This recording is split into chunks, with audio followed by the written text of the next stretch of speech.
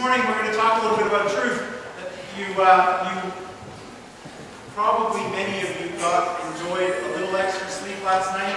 Maybe you felt like you got to sleep in a little bit this morning. I'm not sure. The old way they used to excuse the fact that they don't change the clocks in Saskatchewan, where I'm from, is that they would say, my cows aren't going to know that the clock changed. And they're going to still expect to be milked at 5 a.m. and that's going to be 5 a.m. I don't care what your clock says. And so they just never changed the clocks in Saskatchewan. There aren't that many farmers. They're not that big a percentage of the population of Saskatchewan anymore, but they still don't change the clocks in Saskatchewan. And that's what I grew up with. I don't know if it's my fault or if it's just I'm learning the truth of being a parent, but apparently toddlers also don't reset their clocks just as you do. And so Priscilla, who normally wakes up around 7, was up at 5:55 this morning because her clock hadn't changed. So the truth is, no extra sleep was had in our house. But this morning we want to talk a little bit about truth. We're going to talk about what Jesus had to say about it, and we're looking at John 8:31, starting at verse 31. So Jesus said to the Jews who had believed in him, if you abide in my word, you are truly my disciples, and you will know the truth, and the truth will set you free. Have you ever thought about that concept before? I don't know how your brains work, but I kind of question things all the time. I always want to know the answer to things. I'm always kind of digging a little bit deeper. I'm never satisfied with just letting things rest on the surface. You will know the truth, and the truth will set you free. It's one of those things I've wrestled with for years because I thought, how does truth set you free? I mean, some truths set you free in limited ways. I'm not sure this is what Jesus had in mind, but bear with me for a moment. I'm set free by a truth that I've come to grips with. It's not a truth I'm particularly comfortable with. I don't particularly enjoy it, but I've come to understand the truth is I'm going bald. I don't really have hair. I have a thin semblance of hair that reminds me of former glories, but it just kind of is waving goodbye. It barely is there at all. And when I see pictures of myself taken from above or behind, I'm like, what is that huge, shiny area in the middle of my head? Where did that come from? I don't remember that being there. And when I'm not thinking about it consciously, I think I have hair back there. Because for years I did. There was, honestly, that's the truth. But it's not there anymore, and so it set me free from ever again paying for a haircut. I haven't paid for a haircut in a long time, because I just basically have one haircut. It gets long like it is now. This is long for me. And then I shave it clean off, and it's short. And then it gets longer, and then eventually I shave it clean off again. Because I don't really have hair, and it doesn't seem to make any sense to me to spend time. It sort of reminds me of another Saskatchewan farmer phrase. It goes a bit like this. You can put lipstick on a pig, but it's not a very good use of your lipstick. Or some Saskatchewan farmers used to just say you can't put lipstick on a pig. There's no point in me pretending that my hair is going to be a wonderful part of my appearance every day. I would have to spend a lot of money on wigs that I'm not going to spend. So the truth can set you free. You know, the truth of the matter is that not a lot of people that look like me win the 100 meters in the Olympics. I don't know if you've noticed, but not very many of them are white. Not very many of them are big fellas like me. Not very many of them are built anything like me at all. They're sleek and muscular and as lean as they can be. If I perhaps stopped eating for, I don't know, a year or two, I'd probably get down to the right weight, maybe. I might have to cut off, I don't know, extra fingers I didn't need or something to make the weight, but if I got really concentrated on it, I might get there. The truth of the matter is I'm probably still not going to win. And so, I don't spend a lot of time worrying about winning the Olympic 100-meter gold medals. And it hardly ever crosses my mind. The truth can set you free. The truth of the matter is that the world was created, that all of the things that we see around us have a cause and a beginning. You know, one of the people that first discovered this in the modern age, religious people have known this a long time. In fact, one of my favorite books on this topic that we're talking about all of a sudden, that I've stumbled into, is called Cosmology. The idea of what you believe about the foundations of the universe. One of my favorite books recently in cosmology is written by a skeptic, an agnostic philosopher and scientist, who he ends his book talking about the foundations of the earth by saying, the most frustrating thing in the world of science currently is that so many scientists are climbing desperately up the face of a mountain that we have struggled for decades and centuries to ascend. And when we get to the top, we find religious teachers have been sitting there the entire time. But this is the truth. The fact is, not very long ago, in the 1920s, I know you were thinking, maybe that's not long ago for an old dude like you, but for some of us, we weren't alive in the 1920s. Even I wasn't alive in the 1920s. But in the 1920s, everybody, every scientist on the planet, everyone worth anything, believed that the universe was eternal. That is, that the universe had always existed. That it just was. It had always been here. And they knew that life had come to a start at some point, but that it had come to a start in an infinite and eternal universe that had just always existed. That had been the prevailing theory for hundreds of years. And a young man named Albert, of all things, was dutifully studying away, and he stumbled onto a mathematical equation that he became more and more convinced was the truth, but it pointed to a very distressing feature. It said, his equation said, it hasn't always been here. It had a beginning. But Albert was a smart kid. He knew that if it had a beginning, then it had a cause. See, he held on to a very fundamental truth of the universe. Everything that has a beginning has a cause. Nothing just starts. Something starts it. That a fire doesn't just start, someone strikes a match. Or there's a spark in a wire. But there is no such thing as just a spontaneous combustion. Don't believe what you might read in the weekly world news about spontaneous human combustion. It doesn't exist. It's never happened. Fires don't just spontaneously start. They're caused by something. Whenever there's a fire and a building burns down, what's one of the first things that happens? They send in the investigative unit to try to figure out, why did the building burn down? Why are they doing that? Because they know this truth. If it starts, it has a cause. Albert, smart kid that he was, realized, my math proves that there was a start. But if it proves there was a start, then there was a cause. And Albert was no dummy. He knew that when you're talking about the universe having a cause, something that no serious scientist had believed for hundreds of years, but you talk about the universe having a cause, that's a big cause. Because the universe is a big thing. And there's only one real name for a cause that big. God. Albert didn't like that very much. And so for a decade, he hid the math of his formula. First he didn't publish it. Then when he kind of became compelled to publish it, he put in a constant. He added an extra part to the formula so that it would hide the fact that it had a cause. But another brilliant physicist was looking over his math a decade later and went, well, this doesn't make any sense. This is magic.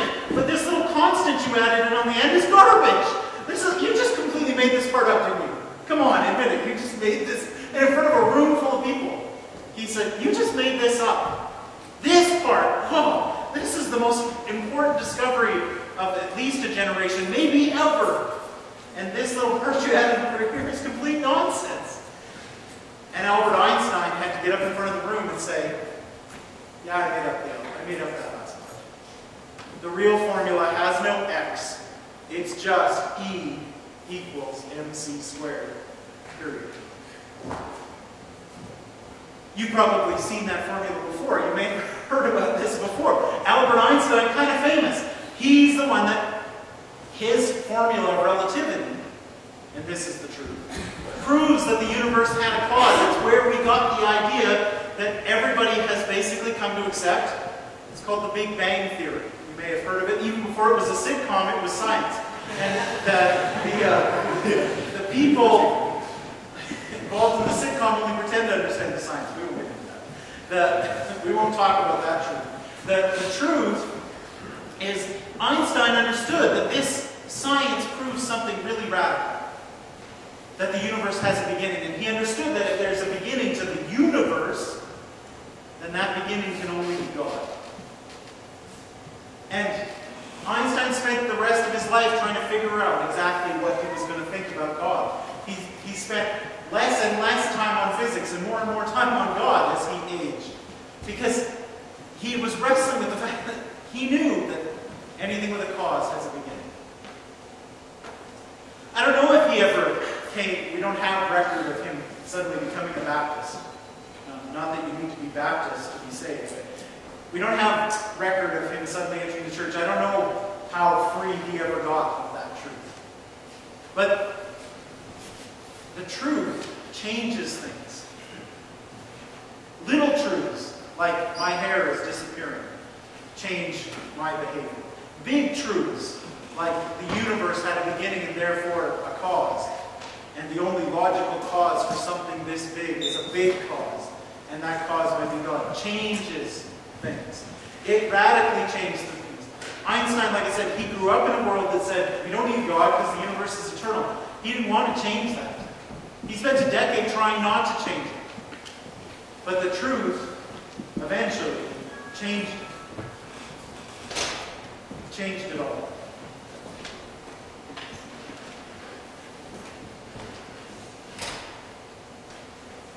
But I think that Jesus is talking about something even bigger than that. Bigger than understanding that the universe had a beginning. Bigger than understanding that things with a beginning have a cause. Bigger than wrestling with whether or not there's a God. This is even bigger. For Jesus' audience here, they all believed in God. But Jesus had a radically new idea for them. So Jesus said to the Jews who had believed in him, if you abide in my word, you are truly my disciples, and you will know the truth, and the truth will set you free. They answered him, we are offspring of Abraham, and have never been enslaved to anyone. How is it that you say you will become free?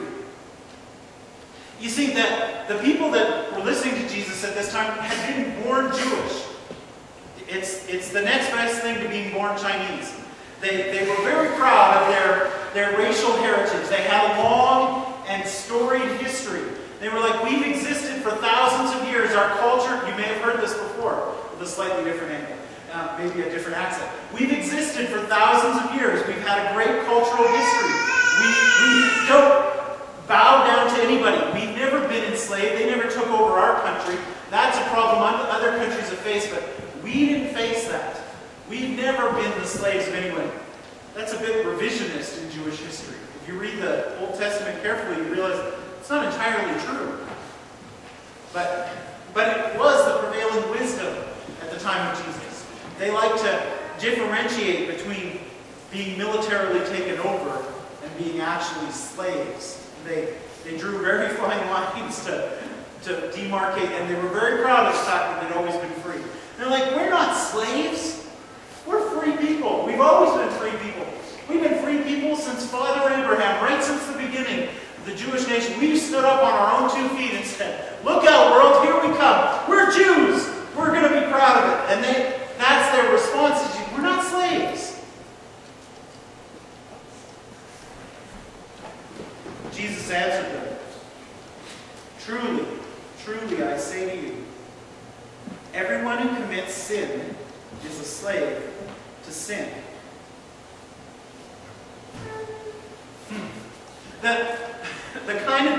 Jesus makes it very clear that he's not talking about the kind of slavery you see on a history special, as much as that needs to be ended, or the kind of slavery that exists in the world today, where they predict that as many as 700 million people on the planet Earth right now, as we speak, are currently enslaved.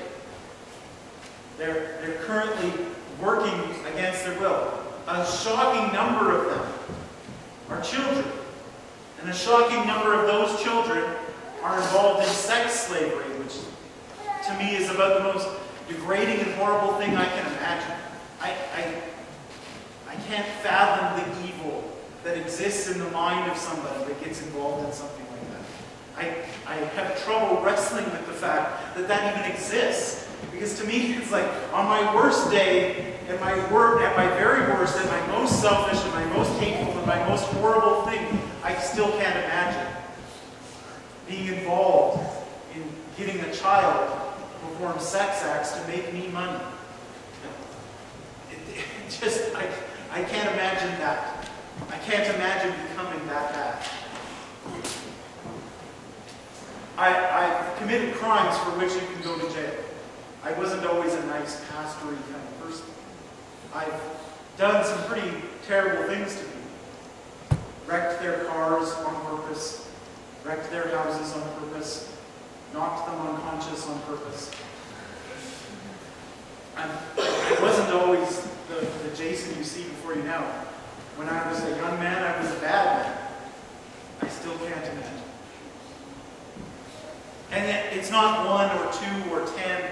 It's millions of kids involved in that. But there's a deeper issue.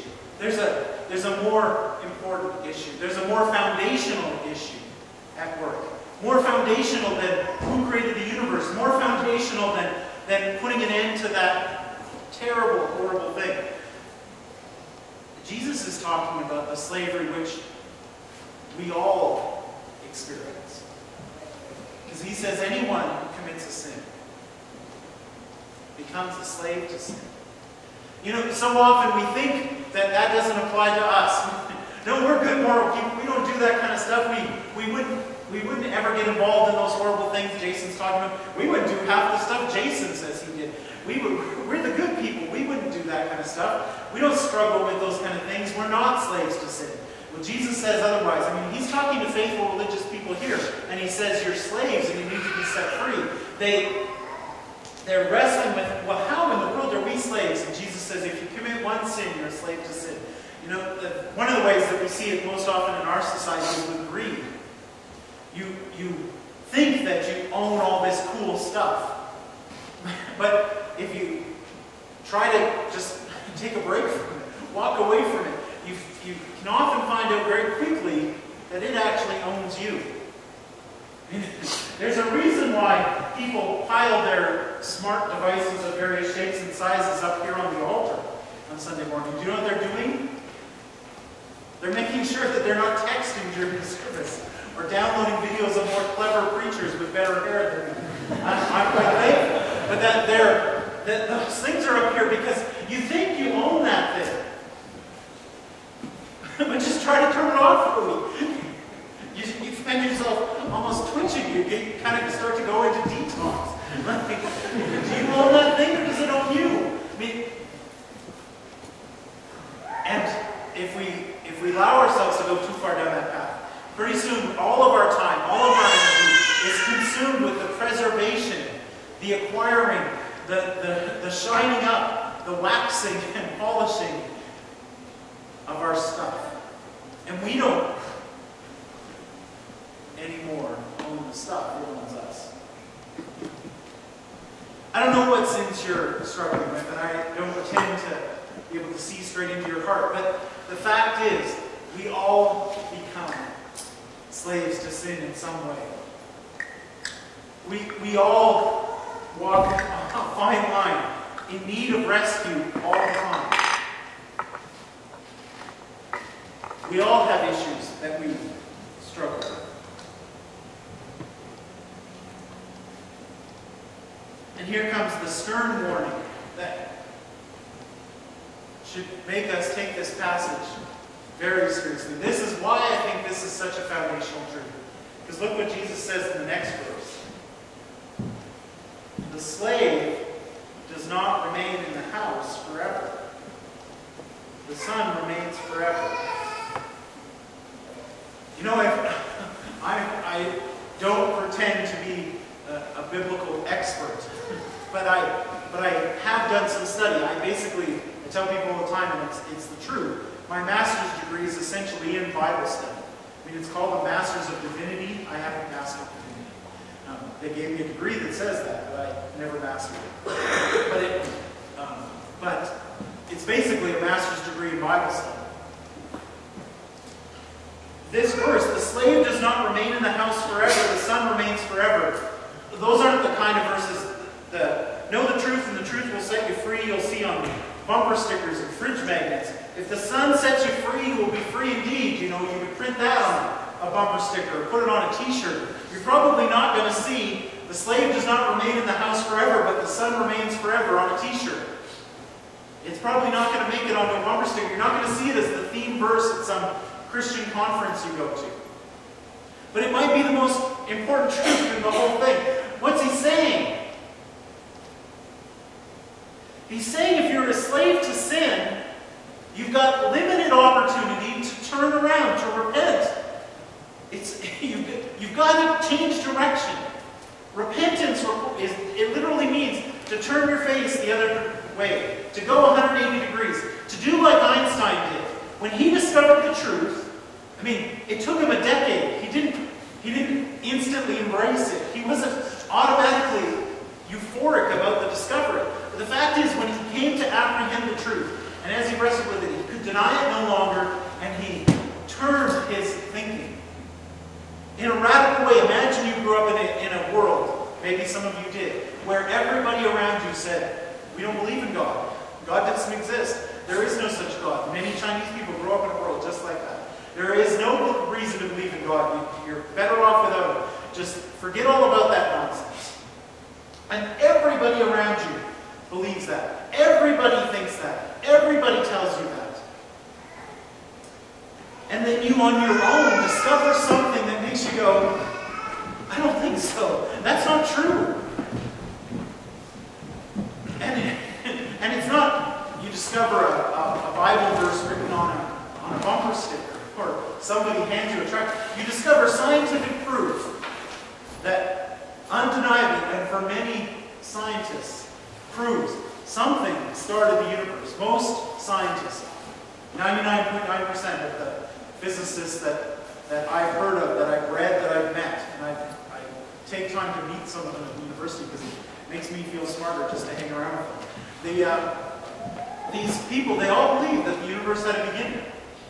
Nobody any longer denies that.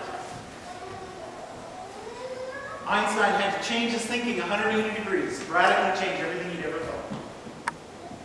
The slave to sin has to change their thinking 180 degrees. They have to change everything they've ever thought. I watched a part of a great movie last night. I could only handle so much of it because of my own history, but some of the topics it discusses are pretty dark.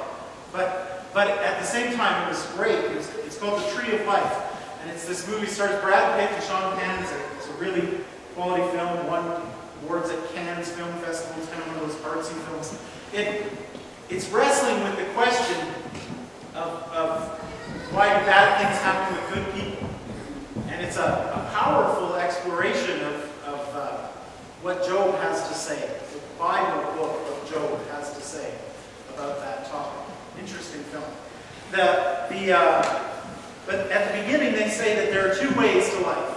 There's the way of nature and the way of grace. And the way of nature seeks to serve itself. It seeks to be better itself. It seeks to feed itself. It strives to have more territory.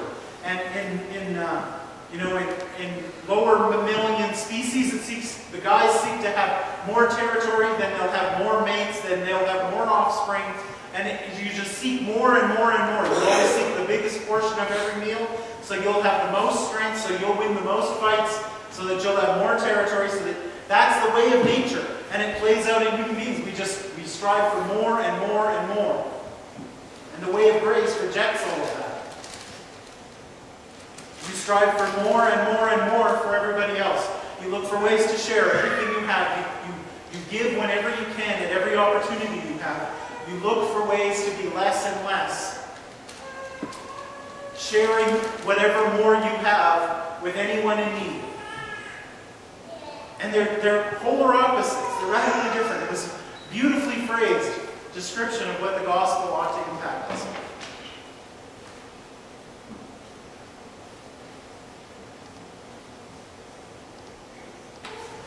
See, Jesus knows that the slave won't be allowed to remain in the house forever. You let slaves into your house. Right? We have at the little condo building I live in, just a few blocks from here, there's a cleaning lady. She comes around on Thursdays. We want her to show up every Thursday.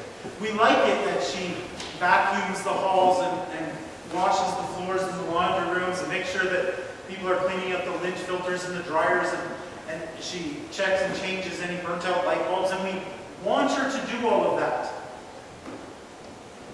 If she pitched a tent in the supply closet where she keeps the mops and started staying there, we'd have a problem with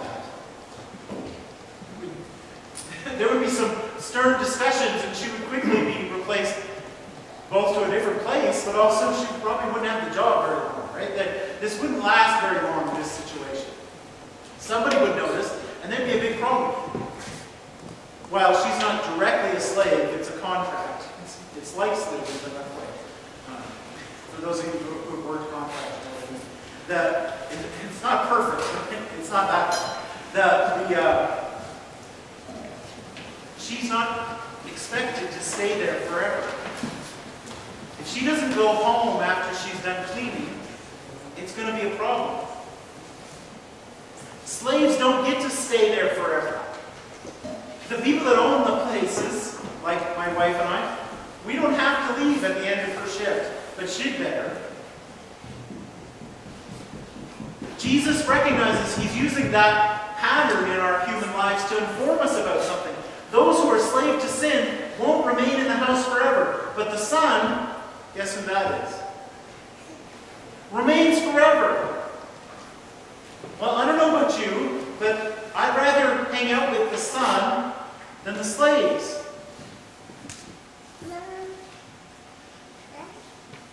So then the question that we're caused to apprehend, to comprehend, to wrestle with, to struggle with, is how do we get to hang out with the Son and not the slaves? What does Jesus say? So if the Son sets you free, you will be free indeed. See, the truth that Jesus is talking about, that we're supposed to know, isn't some facts. There's not a list of facts that we have to know. If you know these 7 things, then you can be considered good enough, and it's good. If you get one of the 7 wrong, you're kind of on the what do they call that? They call it probation. You're on academic probation. And if you get a couple wrong, you're on severe probation, and if you get three or more wrong, you're expelled. That's not what we're talking about. We're not talking about truth in that fashion. Because what does Jesus say about himself? He says, I am the way, the truth, and the life. No one comes to the Father but through me. The truth that we need to know. What does he say in another part at the end of Matthew? He says, that people will come to him on the last day and they'll say, Lord, look at all the things we did in your name. We attended church and we tithed regularly and we worshiped fervently and we cast out demons even and we spoke in other languages. We did all kinds of amazing things for you, God. And Jesus will turn to them and say, depart from me, I never knew you. Right? The truth that we have to know is Jesus, the truth that he was proclaiming to these people here, his first audience, and to us through all of time, to anyone who will listen, is that he's the truth. The truth. And why is he the truth? Why is that so important? Because he's the one that teaches us that way of grace, right? The way of nature is all around us. Everybody's teaching us that. In the church and outside the church, we see examples of it all the time. But who teaches us the way of grace? Well, it's Jesus. Right? The Lord of the universe, the creator of all things. That spark at the beginning of the Big Bang was Jesus. It says in John 1, in the beginning was the Word, and the Word was with God, and the Word was God. All things were created through him, and if not by him, nothing was created. He's the start. He's the bang. cause at the beginning of it all. And from that spot, he comes down to earth to become one of us, puts on skin, and all the limitations of humanity with it. Suffering hunger and fear and cold, sweating, going to the bathroom, having to run out just before the sermon to blow your nose because you're worried it's literally going to drip off in front of all the audience and you're going to look like an idiot. All of it, he puts all those limitations on himself, and he says, and he bears it, and he takes that for 30 years or more, 33 maybe, 34, who knows exactly, we don't, but it's somewhere around there. He puts all of that on his shoulders for 3.5 decades. Then he dies a miserable and painful death to pay the price for our sins. That's the way of grace. That's where we get this idea from in the first place. Where does the truth come that changes us, that radically turns us around? Because we're following that example. He who had it all became nothing so that we might have something. That's the way of grace. That's the giving whatever extra you have to share with any in need. And Jesus is the prime example. It doesn't get better. It doesn't get more real than Jesus. He is the way, the truth, and the life. The truth we have to know is that Jesus is the way to the Father. But then, the truth we also have to comprehend is that without him, we're slaves to sin. There is no hope to break free by any other means. I know people struggling with all kinds of sins, and they struggle fervently. They are passionate about trying to win. They beat themselves up every time they fail, but they continue to be enslaved. There is no freedom apart from him. There is no plan B. But if the Son sets you free, we will be